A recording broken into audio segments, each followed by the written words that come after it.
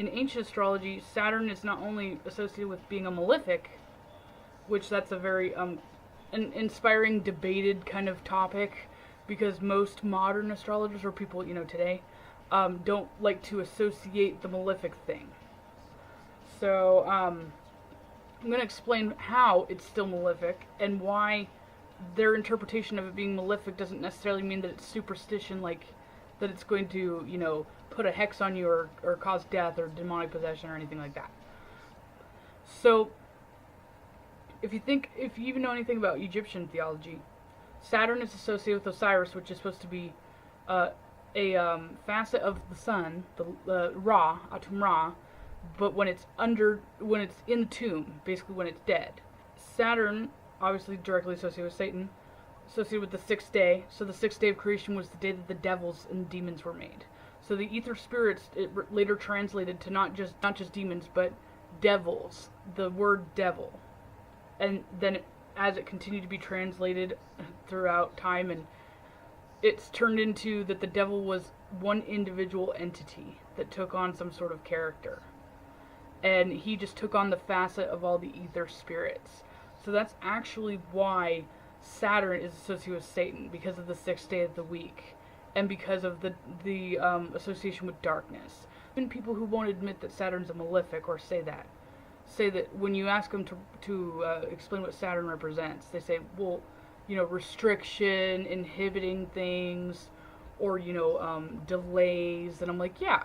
So anything that was taking, or manifesting energy that seemed like it was taking something from people, they would look at that as a negative thing, because it's you losing something.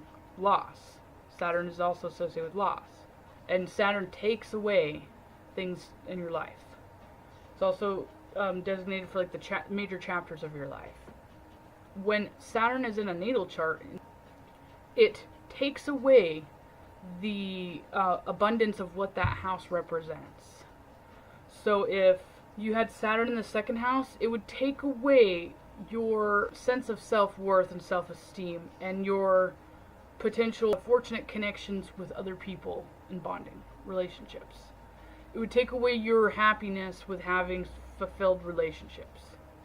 Same kind of phenomenon would happen in the seventh house as well. And I say that specifically too because the houses that are correlated with the same planets do have similarities with that.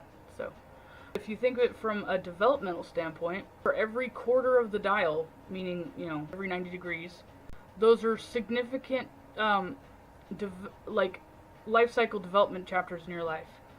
So when you take your psychological development into play, it's already been proven many times, and this is an accepted theory, that the first 7 years of a person's life is very, very crucial to their development for the rest of their lives.